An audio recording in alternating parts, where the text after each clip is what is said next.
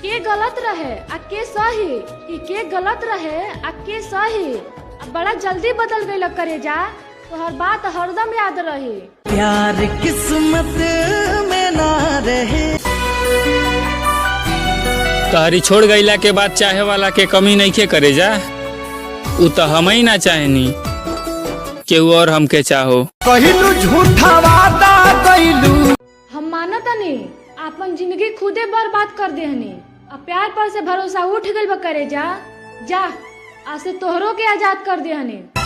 बिखर जाए सपना अकेले जिंदगी काट लेब हम, पर अब ना केहू खास होई। आ इतना गंदा तोहर प्यार बा न करे जा, अब कोनो लड़की पर ना विश्वास होई। हमके तू अपन ना समझलू। अरे जौन हमार रहे वो दूसरे के प्यार में खो गइल बा। अब प्यार के बात मत करो यार, हमके प्यार के नाम से नफरत हो गइल बा। तन्हा जीले जिंदगिया।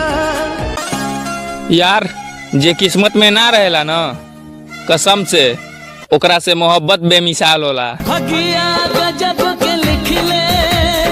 अपन दुख दर्द परेशानी सब हंस के सह ले।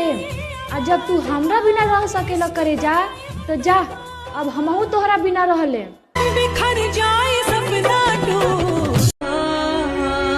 लोग कहेला जिंदगी दोबारा ना मिलेला, आ हम कहतनी साला ऐसन जिंदगी भी ना चाही।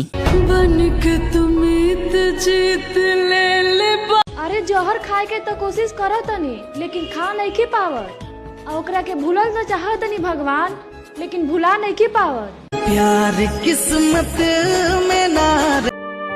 पता ना यार हमके काहे ऐसन लागता, जेके जितने पास रखल चाहतनी उ उतने हमसे दूर भागता। एक तारा किस्मत। ओकर चैटिंग पढ़ब तो सुबह से शाम हो जाई। आ तहनी के पूछे ला जाना कि कौन रहे। जाए द यार, नाम लेम तो बदनाम हो जाए। दिल के मरीज बानी हो। जे हमरा खातिर खास बा उ हमेशा खास रही। हम केहू पर ना मरेनी, आ दिल में तो खाली यार रहेला सन, काहे कि लड़की पर भरोसा ना करेनी।